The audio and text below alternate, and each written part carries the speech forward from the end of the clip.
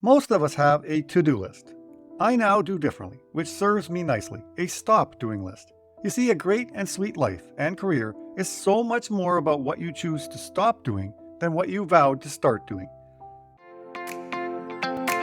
Welcome to Philosopher Insights, the podcast that delivers wisdom in minutes a day that you can put into practice daily and strive to master over a lifetime. The podcast committed to sharing ideas that encourage you to bridge the gap between who you are today and the person you aspire to be in the future. Hi, my name is Herb Lamba, and welcome to my podcast where I will share practical insights from the world's best authors. Knowledge isn't power. Applied knowledge is. The quest to become the best version of you starts right now. Hi, and welcome to Philosopher Insights. My name is Herb Lamba. Today, we're taking a look at The Wealth Money Can't Buy, the 8 Hidden Habits to Live Your Richest Life. The author, Robin Sharma. The book is published in 2024. I want to share a number of my favorite insights, starting with self-care versus self-worth, give more hugs, stop doing list, hard work is great work, anti-procrastination rule, better health equals better energy, turn video watching into fortune, the anti-hero scenario, and finish it off with You Matter.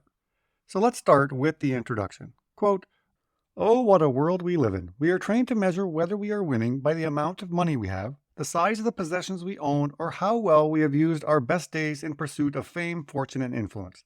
This causes too many of us deep within our souls to feel bad about our lives, sad about our lives, and mad that the dreams we once had such faith in have been destroyed, dying a quieter death as we replace them with adult responsibilities, life stresses, and human struggles. Sure, money is important. Having a reasonable amount allows us to lead easier lives, live life on our own terms, and do good things for the people we love. Yet, money is only one form of wealth. There are actually 7 other forms I'd like to focus on. So we get you a life that you feel is honestly rich, deeply alive, and everything you once hoped it would be. One of the reasons I wrote The Wealth Money Can't Buy is that so many people across this planet are suffering from thinking and feeling that they don't have enough. Enough money, enough material possessions, enough likes, followers, and social media status. This in turn causes what I call in my mentoring work, the suffering of unworthiness. Too many among us have a profound sense that we just don't matter and that we just aren't successful and that our lives are too small, when compared to lives we are told are perfect and big. So what's the solution? Simple, to understand that what you are chasing in this collective pursuit of climbing the popular mountain of success, which society has trained us to climb, will not lead you to real success. Because reaching the summit of money, but getting there feeling empty, lonely, and unhappy isn't winning. It's losing." End quote. Now let's be honest with each other for just a moment. Our culture is way too focused on money and fame as the sole markers of success. But leadership expert Robin Sharma says true wealth goes way beyond finances in his new book. It's all about living a full, balanced life, not just grinding endlessly for a bigger paycheck.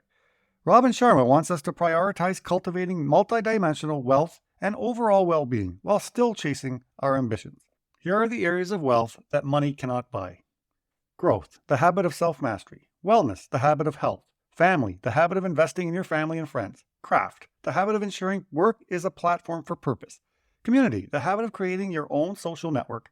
Adventure, the habit of joyful exploration. And service, the habit of helping others. I am honored to share a handful of my favorite insights from this book, so let's get started.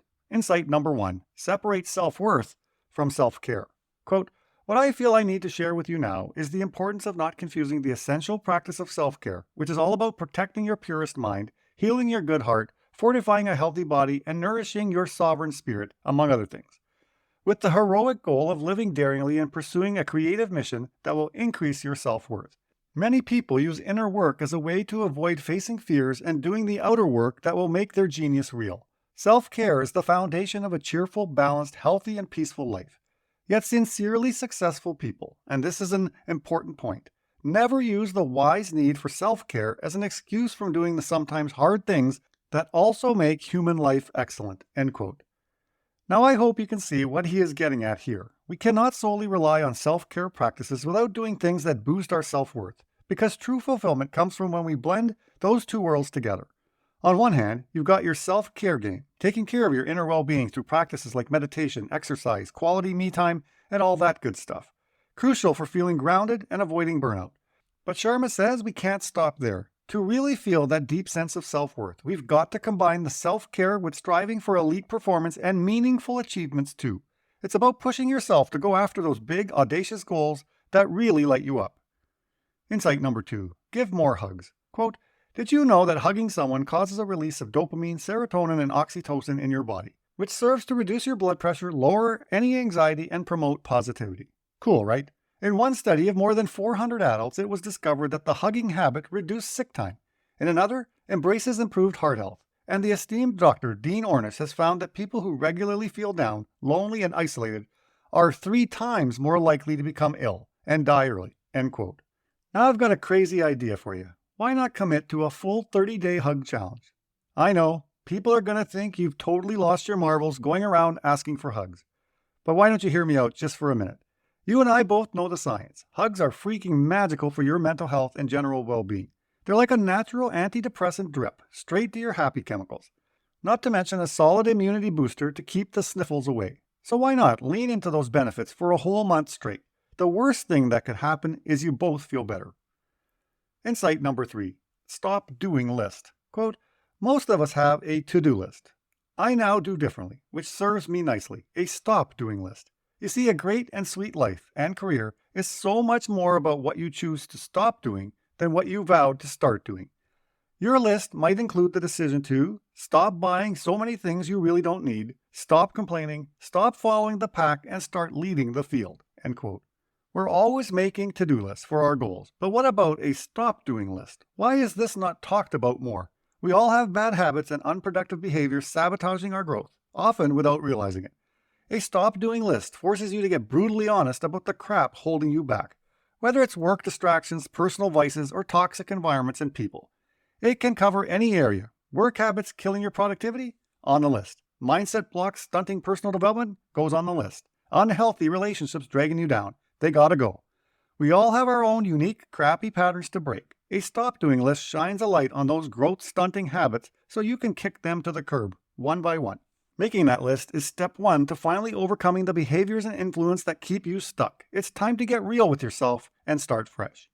Insight number 4. Hard work is great work. Quote, the venture you are most resisting is the one you most need to start doing. All too often, we think that the project that terrifies us is the one we should avoid. No, that's the one to accept. Because the fears we don't face become our walls, and the opportunities we run away from rob us of our genius. Knowledge of our heroic selves brings huge happiness. And in solving of tough problems, fulfillment, meaning, and purpose become our constant companions. End quote. Well, it's all too easy to run and hide from the things that scare us the most, isn't it? Our instinct is to avoid pain, discomfort, and fear at all costs. The opportunities and challenges that terrify us most are almost always the ones that hold the greatest potential for unlocking our inner strength and capabilities. They're the ones that will force us to adapt, evolve, and tap into reserves of courage, resilience, and genius that we didn't even know we possessed. When you finally face down your biggest fears and emerge victorious on the other side, it's one of the most empowering and happiness-inducing feelings in the world. You realize that you had the power inside you all along to be the hero of your own life story. Insight number 5, 60-second anti-procrastination rule. Quote, all peak achievers have one behavior in common. They don't just dream great dreams. They also do everything to get them done. They get that ideation without execution honestly is delusion, and the smallest of actions truly is always much better than the grandest of intentions. So my encouragement for you is this.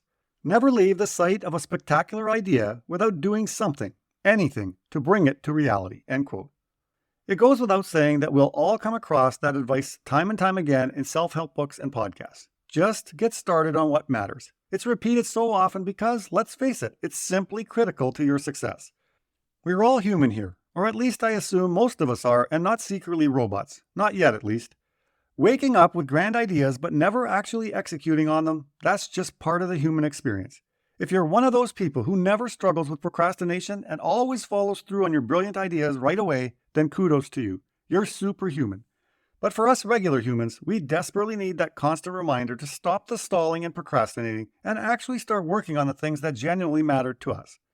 And I'm not talking about tomorrow, or this weekend, or whenever you finally feel like it. Nope. I mean do it right now. Insight number 6. Better health equals better energy. Quote, more healthy equals more energy. More energy means greater productivity. More productivity results in superior value sent out into your industry. Yes, elevating your health raises the vitality that drives your productivity and that boosts value delivery into the economy, which results in you enjoying greater prosperity. End quote. I am reminded of this from 15 Secrets Successful People Know About Time Management by Kevin Kruse, where he says, quote, "Would you like to know the real secret to completing 12 hours of work in just an 8-hour day? You can't get more time, only more energy. What if the ultimate time management secret isn't about time at all? You can't manage time. No matter what you do, you will have the same 24 hours tomorrow that you had today.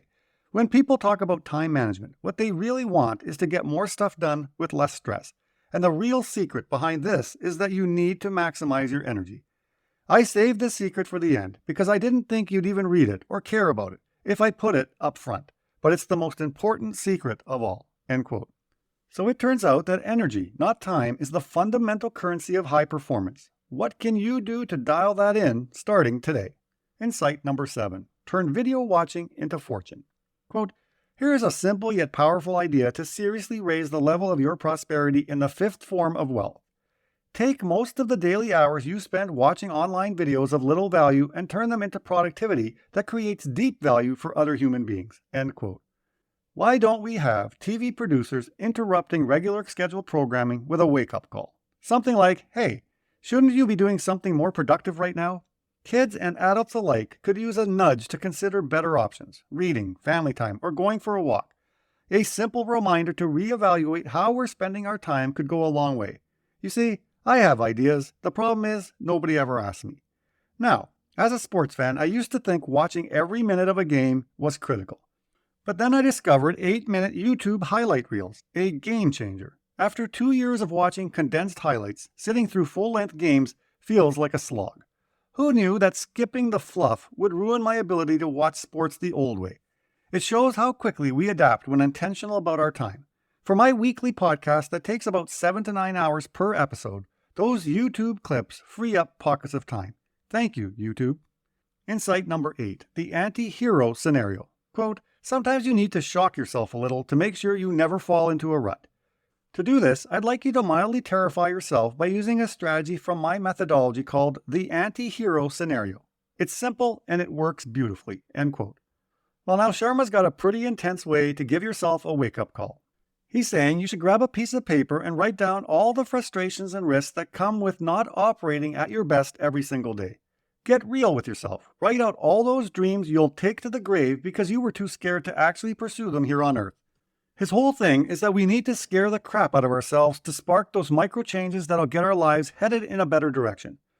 Put all your fears, regrets, and unfulfilled potential down on paper to light a fire under your backside. Insight number 9. You matter. Quote, "No one alive right now in this very moment is unnecessary. Each of us has talent, wonder, and astonishing powers within us. Everyone matters. Everyone has an impact on this world. And yes, that does very, very, very much mean you. Our society places billionaires, sports stars, and celebrities on a pedestal. Yet, what about the sensationalism of the single parent working 3 jobs to put food on the family table and even amidst the struggle keeps a smile on their face, always staying a great example to their children? All I'm saying is that we live in a period that mostly reveres the wrong things. And that brings me back to you again. I'm not sure where you are on life's process, whether you're at the summit or in the valley, but I do very much wish to remind you, intensely, that you have magic within you, potential that needs to be realized, and a very real ability to impact humanity in a big, bold way." End quote. Now I know you already know this deep down. You have so much more to give, whether in small ways or big ways. It really doesn't matter the scale. You don't have to be LeBron James or Beyoncé-level superstar to truly matter in this world. If you choose, you can leave your positive mark on humanity by simply making a difference right where you are, with your 2 feet planted firmly in your current reality. Why is it that we get so caught up revering and celebrating the wrong things, putting external markers of success and fame on a pedestal, while overlooking the quiet dignity and perseverance of ordinary people pushing through struggles with incredible grace? Those are the real heroes we should be celebrating, the ones persisting despite adversity, the ones showing up with grit and resilience day after day without any spotlight or accolades. Their impact may be quieter, but it echoes just as powerfully. Alright, so that's just a few of the insights I wanted to highlight from Robin Sharma's book, The Wealth Money Can't Buy, which is packed with 175 of these bite-sized chapters. Hopefully, at least one of the lessons we covered today really resonated with you and sparked something inside you that you can actually apply to your own life starting right now. Because, at the end of the day, these self-help and personal growth concepts are only as valuable as our willingness to take action on them. It's great to fill our minds with wise perspectives, but true transformation happens when we commit to integrating that wisdom into our daily reality. So I challenge you to not just let today's episode be another piece of informative entertainment. Really reflect on which of Sharma's insights struck a chord with you the most. And then pick one thing, one micro shift you can make in your attitude, habits, or mindset starting today. Now, one last thing. Stay curious and keep embracing the wonders of knowledge. Talk to you soon. You've been listening to Philosopher Insights with your host, Herb Lambert. If you enjoyed this episode and you'd like to support the podcast, please share it with others, post about it on social media, or leave a rating and review. Thanks again, and I'll see you next time.